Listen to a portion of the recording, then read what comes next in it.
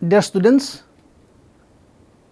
today we will discuss a tutorial on analysis of COP of absorption refrigeration cycle and test procedure and performance analysis of a PVT collector. Let us consider the theoretical COP of an absorption cycle first. Let me draw the flow diagram of a vapor absorption refrigeration plant. Okay. So, we will draw this plant first, then it will be generator. Okay. So, solar collector will generate heat, okay, and it will go here, again it will come back to the solar collectors. Okay. There are many collectors, and then we will have a condenser here. Okay. So, we have to supply some kind of fluid to cool the refrigerant. So, we have to remove the heat, maybe QC, and we have to add heat from the solar collector, which is nothing but QG, because this is a generator. Okay.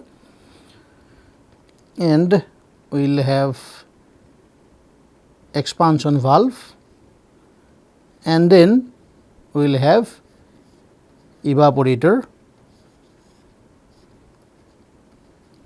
Okay. Then from evaporator it will go to what is called absorber. Okay. So, this is absorber, okay, and we have to circulate fluid to extract the heat of the solution. Okay. So, this QA has to be removed, and here this QE, that much of energy, which is nothing but absorption of heat from the atmosphere. Okay. And then we will have heat exchanger here. Okay. And maybe we will have pump here. So, strong solution will have to move up, and we have a valve here, and it will go down. Okay.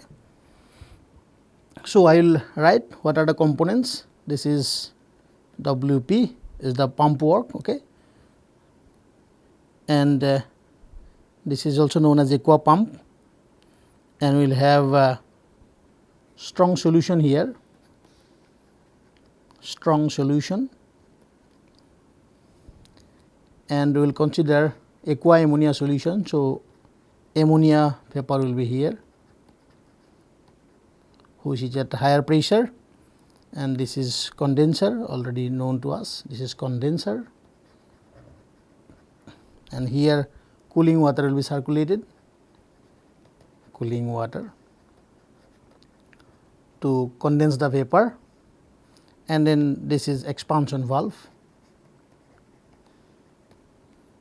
expansion valve, okay, where pressure will be reduced from say 10 atmosphere to very low pressure. Okay. So, here it is a QE, okay, and this is evaporator,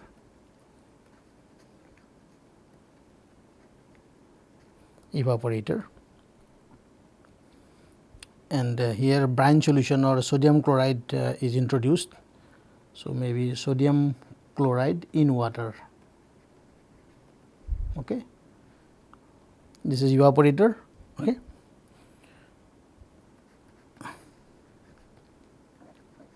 Heat exchanger,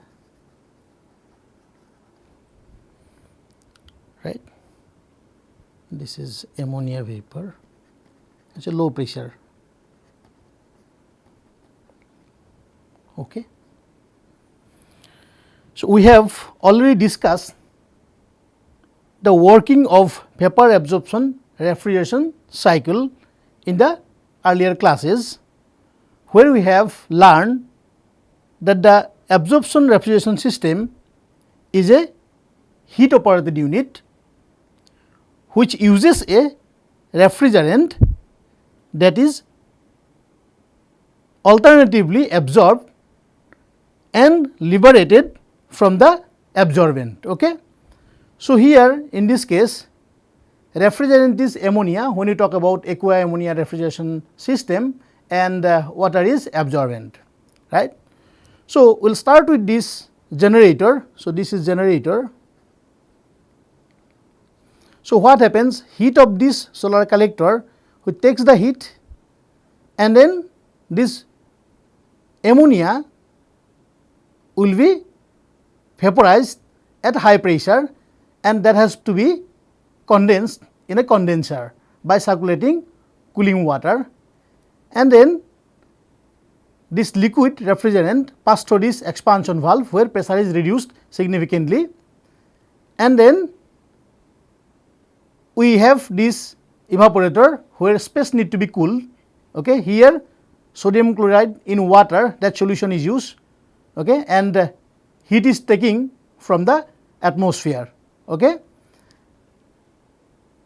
And then this low concentration of ammonia which introduced in the absorber, where water actually comes down and mixes with this ammonia vapor, and then here what happens is heat of the solution has to be carried away because this has to be maintained at constant temperature. Then what happens, it will become very strong solution. Okay. So, ammonia concentration will be more, and that has to be pumped through this heat exchanger to this generator. Okay. So, it works in a loop, right. So, as you know, this boiling point of ammonia is less than that of the water, the ammonia vapor is given off from the aqua ammonia solution at high pressure, right, here, and this weak solution returns to the absorber, okay, through this pressure reducing valve. Okay. So, this is important, right. So, now what we will do? We will do the analysis for calculation of theoretical COP of an absorption system, right. So, let us draw the figure first. So, if we consider a source here, source which is at temperature T1, okay. Already we know the source is giving heat to the generator. So, we also know what term represents amount of heat which is given to the generator, which is Qg. Okay. So, it goes to generator. So, I will write this is generator,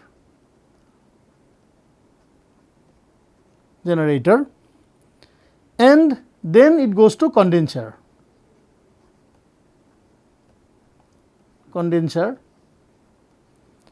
Then we have absorber, I will write absorber, and we have evaporator.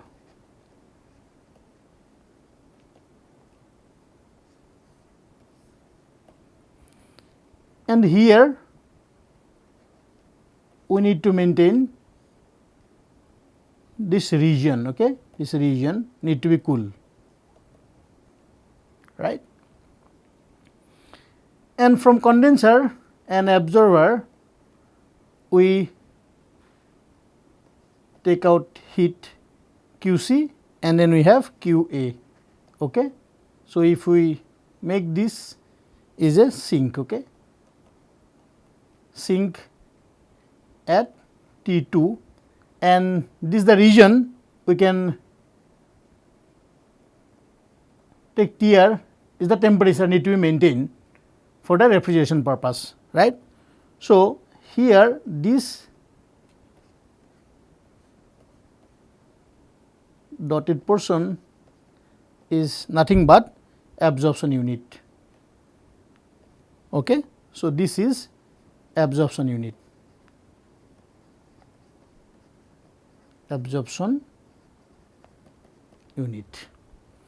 right. So, here what you can see, Qg is the amount of heat we have given to this generator, and Qc is the amount of heat which is carried away, and Q is the amount of heat we have taken from the atmosphere, and then Qa is the amount of heat which is given off. Okay. That is heat of the solution, right, because we need to maintain at constant temperature this absorber. Okay. So, source is T1 and then region temperature is Tr and sink is Qc plus Qa. We are considering something like this, right. Now, let us develop the expression by taking the help of first law of thermodynamics and second law of thermodynamics. What will be the maximum coefficient of performance of an vapor absorption refrigeration cycle, right. By the first law of thermodynamics,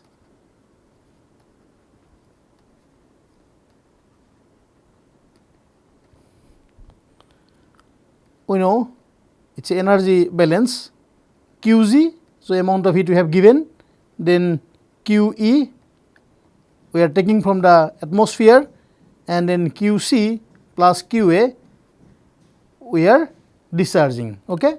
So, let this equation be 1, and by second law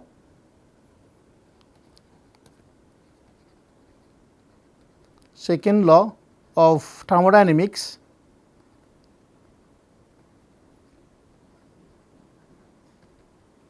we have delta S entropy of the source plus the entropy of the sink plus delta S or entropy of the region which has to be greater than or equal to 0. Okay. So, entropy has to be greater than or equal to 0. So, locally entropy may decrease or increase, okay, but no resultant entropy should always increase. That is the second law of thermodynamics in terms of entropy. Now, when we are taking heat from a source, then what happens? Then entropy will decrease, right, because randomness of the molecule will decrease. Something like, we can give an analogy, like if we consider a silent library and a busy street. So, when we sneeze in a silent library, what will happen?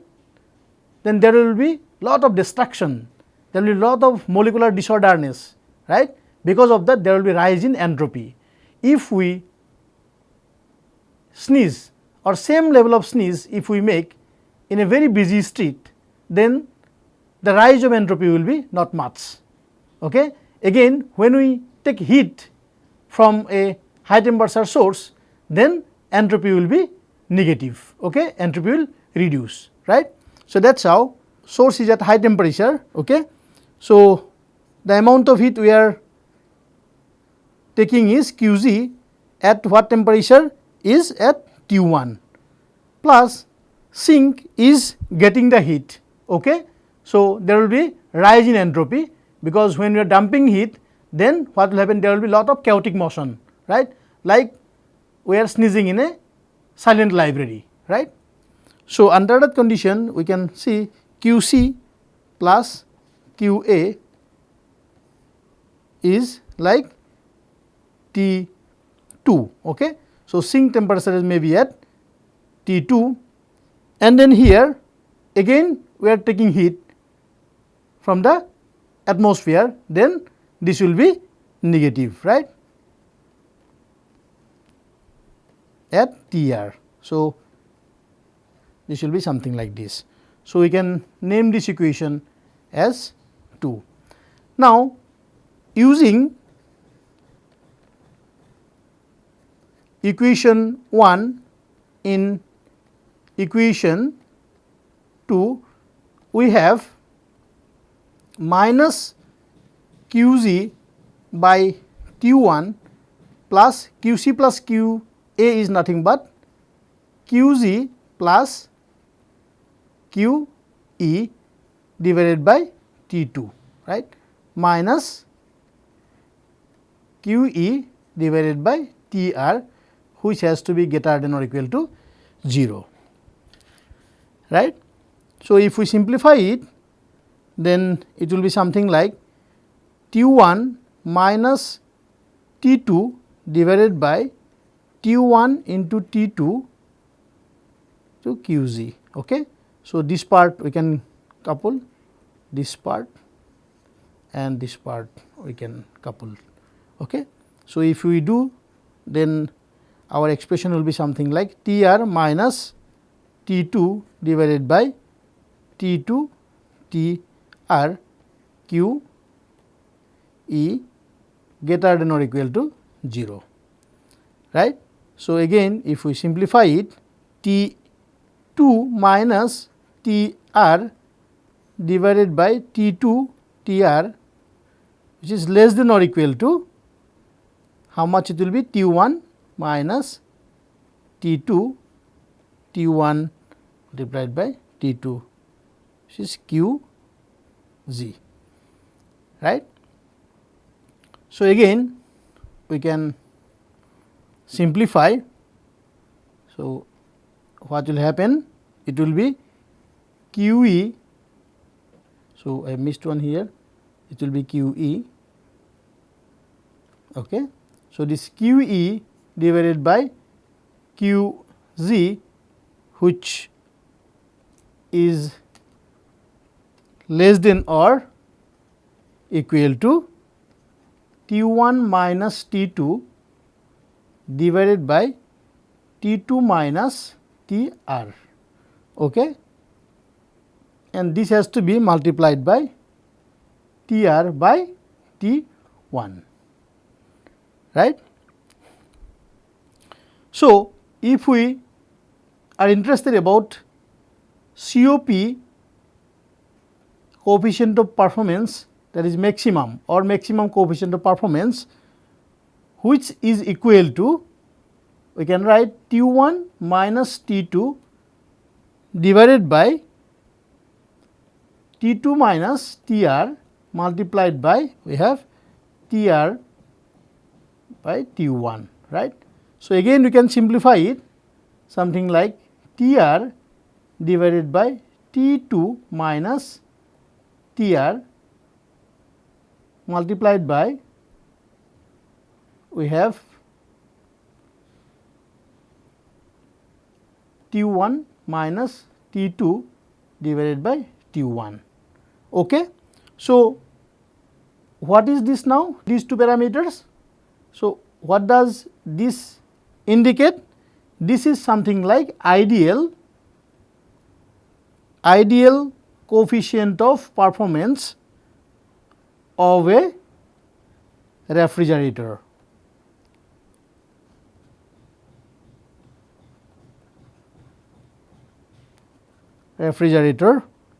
So, that is working between T2 and Tr.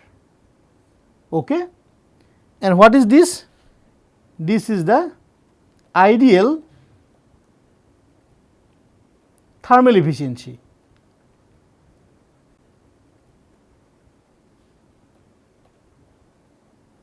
This is the ideal thermal efficiency of a heat engine.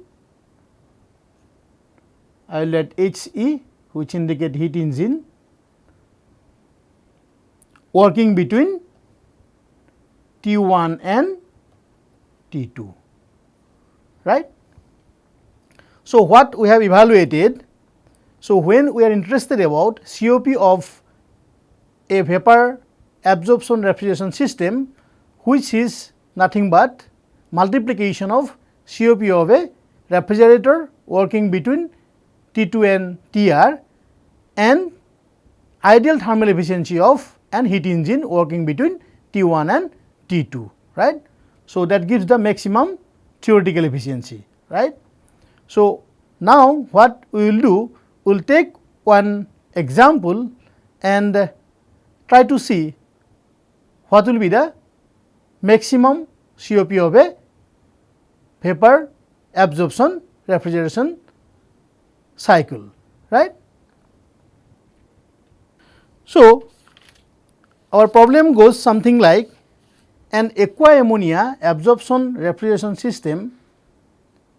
Heat is supplied to the generator from an array of solar collector at 120 degrees C.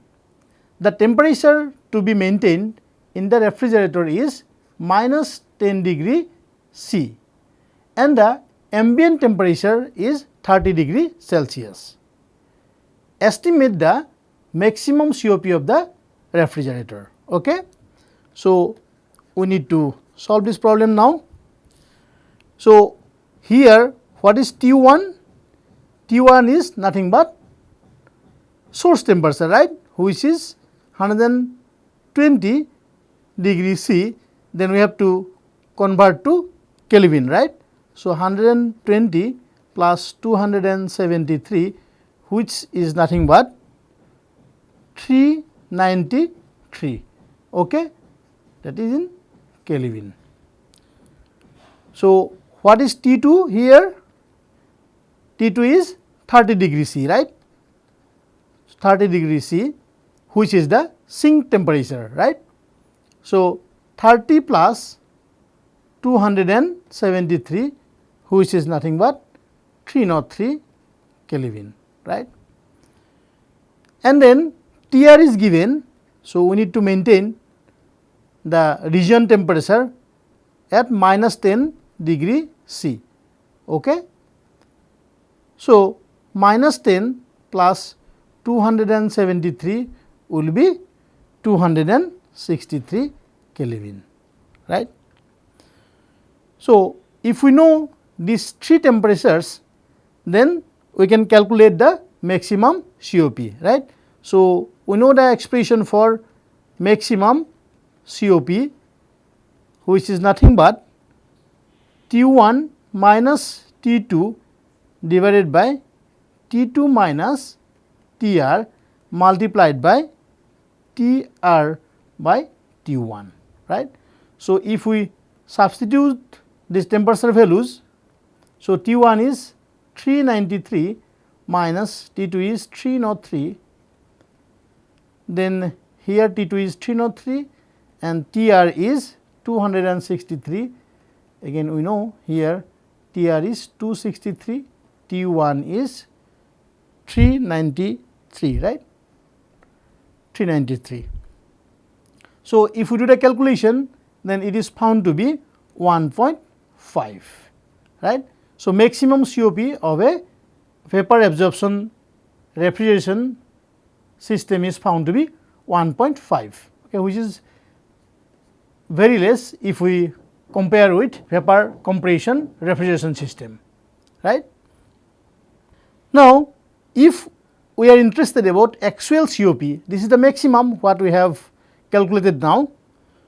So, if we say the actual COP is 40% of the maximum COP, okay. So, if the actual COP is 40% of the maximum COP, then what will happen? COP, if we write actual, then it will be 1.5 multiplied by 0.4, which will be about 0.6. Okay. So, actual COP will be about 0.6, right. Again, if we consider say refrigeration load is say about 20 tonnage. Okay. So, if we say Q E is something like 20 tons, right, then how much heat is required? So, solar collector is here, solar collector I will write here C, then we have to transfer some kind of heat, right, which is Qg. So, if evaporator load is about 20 TR, ton of refrigeration, then how much heat is required? If we need to calculate, then how we will proceed, right. So, if we consider QE is equal to 20 tons, so that means 1 TR is how much in kilojoule per hour? It will be 20 multiplied by 14000 kilojoule per hour, right.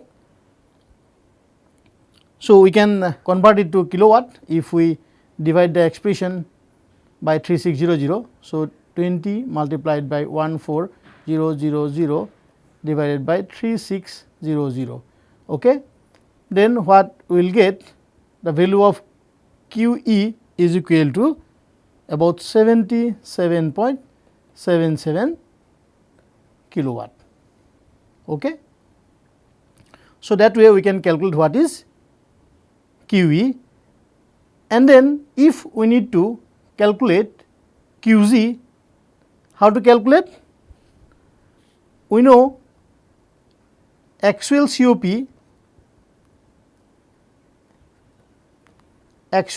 is nothing but QE divided by QG, right. So, this QG will be something like QE by COP actual. Okay. So, if we substitute this value, QE is 77.77 kilowatt and COP is 0.6, then what we will get? It is about 129.629 kilowatt. So, that much of energy is required to provide refrigeration effect of 20 TR. Okay. So, that is how we can do the calculation about the heat required to run the refrigeration system. Okay. Now, let us discuss the performance analysis of a solar PVT collector. Okay. It includes test procedure, performance parameters, and then example, right. So, here what we have seen, one experimental setup, schematic and one photograph, right. So, here this is the PVT collector need to be tested. Okay. So, we have a test bed. So, you can fix the unit at a particular tilt and we make all the arrangements of measurement. Okay. So, you can see the actual picture, how we have a mounting structure and all the measurement facilities. Okay. So, what are the instruments required? For measurement of solar radiation, we need a pyranometer. Okay. So, this is the pyranometer. Okay. So, pyranometer is here. So, pyranometer will give us the global radiation, and also we need to measure fluid inlet temperature, fluid outlet temperature, PVT surface temperature, then absorber temperature, then ambient temperature. So, for measurement of these temperatures, we have a data acquisition system, okay, which is a very sophisticated data acquisition system. So, we need the sensors and that has to be connected. So, this is something like this. So, we can get the data in every second, what is the variation, and of course, we need a PV analyzer which actually tells about the IV characteristics at particular time. Okay. So, from that we can calculate what is the maximum voltage, what is the maximum current. Okay. Also, we have used one temperature gun, okay, to know the cell temperature, right. So, here solar radiation is falling here, and then this is the collector we need to be tested, and we have to circulate known quantities of fluid. So, mass flow rate is constant, okay, and then fluid inlet temperature is constant, and then outlet temperature can be measured, okay, and we need minimum solar insolation of 700 watt per meter square. For these parameters we followed standards, right. So, let us see how we can move to what is called indoor experiments. The one what I have shown, that is a real time experiments, and what I am showing here is the test facility which is developed inside the laboratory. Okay. So, this figure shows the schematic and this figure shows the photograph, right. So, here we will have anemometer to see the wind velocities, because wind velocity also need to be controlled while performing the experiments, and we have light source. We have given the sufficient light like simulation of our sun, and we will have pyranometer to see the radiation intensity, okay. And we have this fluid tank with heater. So, we need to regulate the inlet fluid temperature, that is why we need this regulation tank, and then mass flow rate is fixed, okay. So, under that condition we have measured all the variables, like what is the Vm, what is Im, what is surface temperature of the cell, what is ambient temperature, what is fluid inlet temperature, what is fluid outlet temperature, right. So, photograph can also be seen here. So, this is an indoor test facility, okay. So, we have followed the following test procedure to derive thermal efficiency curve, like minimum requirement specified in EN 12975-2 is to generate performance, and we have performed the experiments when solar radiation is more than 700 watt per meter square, and to compare the thermal efficiency of different collectors, the flow rate should be kept at the same value, right, and initial temperature we controlled in the range of 25 to 45 degrees C. So, we have performance parameters which need to be calculated, like electrical efficiency. So, how do we calculate electrical efficiency? Once we know Vm Im for a particular set of experiments, and we know the collector area and then amount of solar radiation which is falling on the collector, then from that we can calculate the electrical efficiency. And for thermal efficiency we need to calculate the useful heat gain and then amount of solar radiation received by the collector. Okay.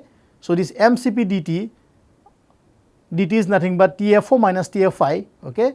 So, this is nothing but useful heat gain, right, and this is the amount of radiation received by the collector. Then from that we can calculate what is the thermal efficiency. So, once we know both electrical and thermal efficiency, then we just add it, right, which will give you energy efficiency. And fourthly, what we are interested about, exergy efficiency of a PVT collector. So, which can be expressed by exergy output to the exergy input. So, if we need to find out the exergy input, then we need to follow this expression. So, which is a function of this ambient temperature, sun temperature, then we will have amount of solar radiation received and then collector area. Okay. So, once we know these parameters, then from that we can calculate what is exergy input. And when we talk about exergy output, there are two components, that is electrical component and thermal component.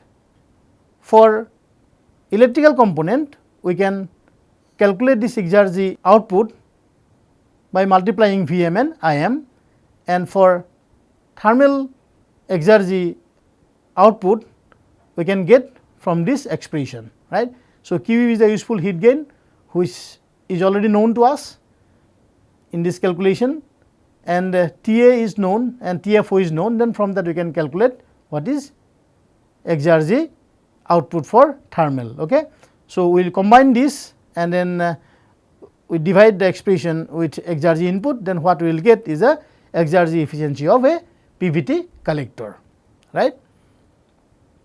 So, let us take one example, like calculate the average electrical, thermal, energy and exergy efficiency from the given set of data.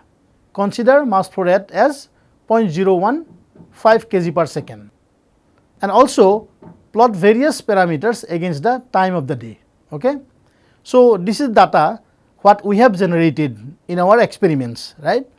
So, this is the timing and solar radiation is given here. So, this is global radiation and we have used pyranometer, and then ambient temperature is recorded and fluid outlet temperature is also recorded and fluid inlet temperature is here, and then output power is known from the IV tracer. Okay. So, normally what we do when we test a solar collector, we normally perform the experiments during these hours 11:30 to 13 hours or 1 p.m. Okay, because during that time we will get maximum exposure to the sun, right. So, our primary data will be this for performance analysis, but also we can see what happens if we perform the experiments from 9 to about 3:30 p.m. right.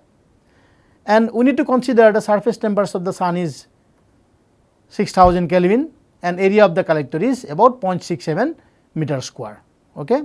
So, what I will do first, I will do one calculation and I will show you, then we will use one spreadsheet to calculate all the parameters for a single day starting from 9 a.m. to 15:30 hours. Okay. So, first let us calculate what is electrical efficiency for 11:30 a.m. Okay. So, here if we take the value of Pm, which is multiplication of Vm and Im. So, these are the maximum voltage and maximum current. So, here it is 71.2, right, and AC is given to us is 0.67 and Z value which is solar radiation is about 870. Okay. So, if we calculate it, it is found to be about 12.21 percentage. Okay. So, the next case what we will do, we will calculate the thermal efficiency. Okay. So, this is at 11:30 a.m. Okay. So, mass flow rate is given as 0.015 multiplied by CP value is 4.18 into 10 cube multiplied by, we will have 39 is the TFO and 32.3 is the TFI, okay, inlet fluid temperature, and area is 0.67 and Z is 870. Okay. So, once we do the calculation, then what we will get is the value of thermal efficiency, which is nothing but 72.06%. Okay. So, I am just showing one calculation, okay. Then we can use the spreadsheet, as there is no point of doing all the calculations here. So, when we talk about energy efficiency,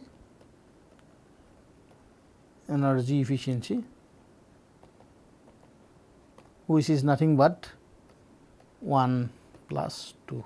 So, here we are adding, but sometimes we cannot add it because quality of both the form of energy is different. So, it will be something like 84.27%. Okay.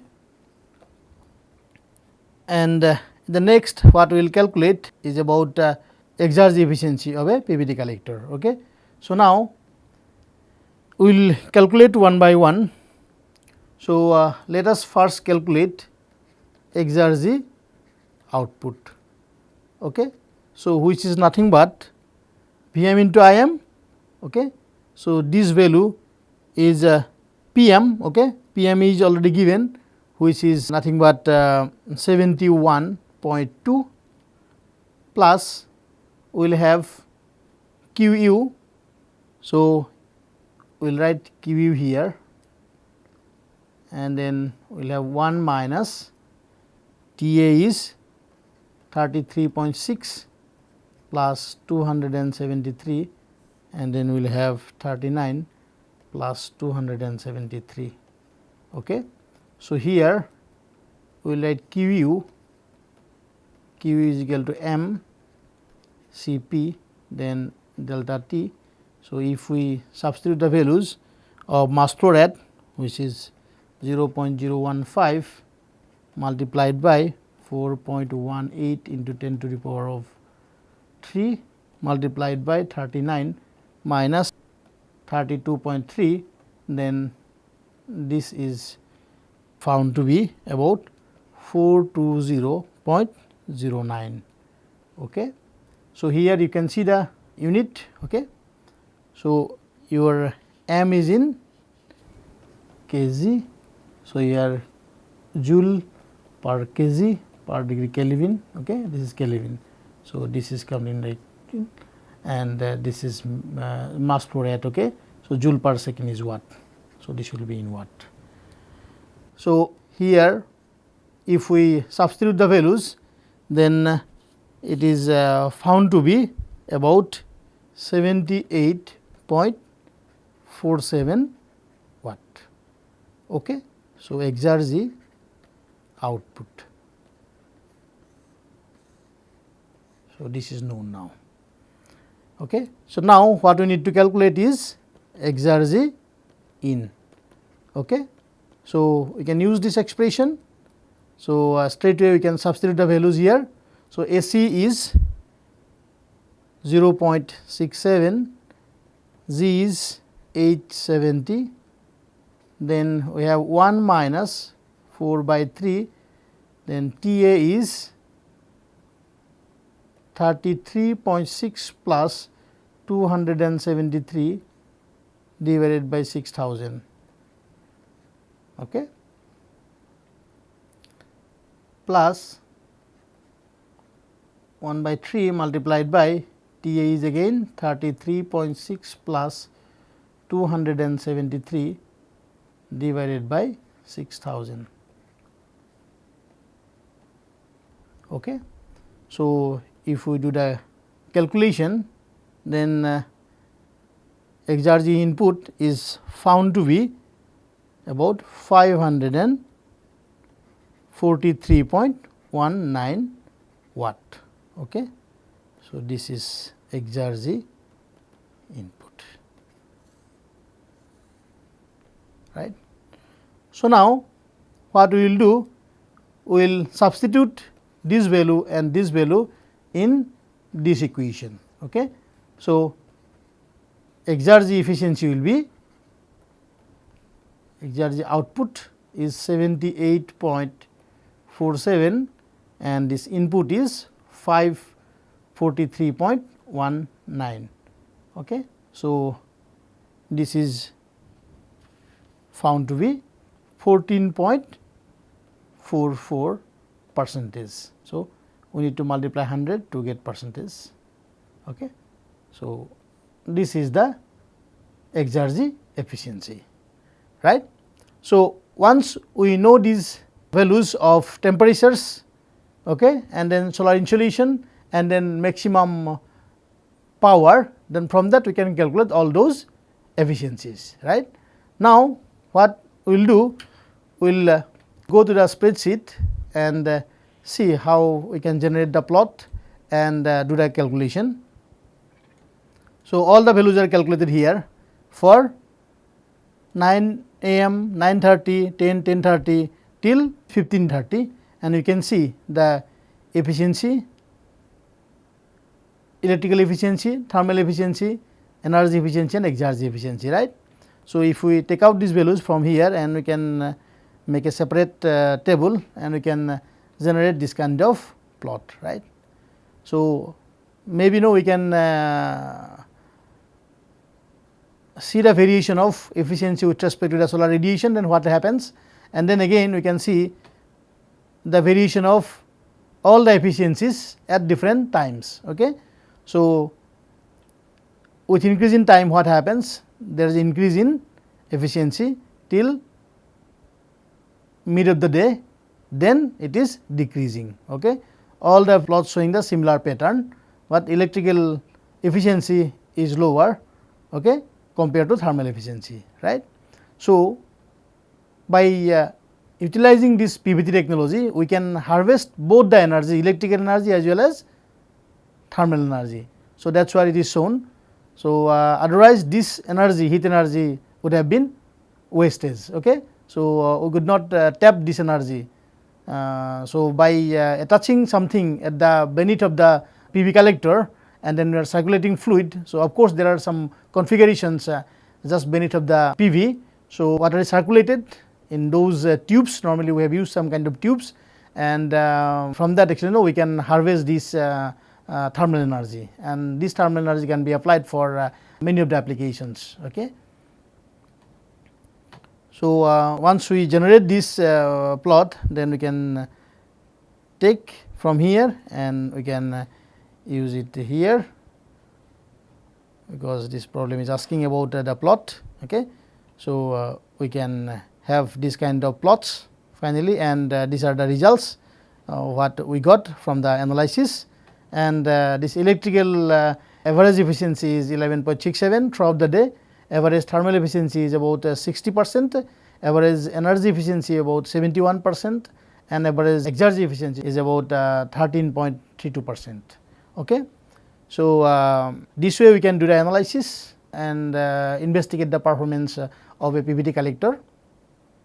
So, in summary, what we have done, we have investigated the COP of absorption refrigeration cycle, and theoretical COP also we have calculated, and we have discussed the test procedure of a PVT collector, and also we have studied the performance of a PVT collector with an example.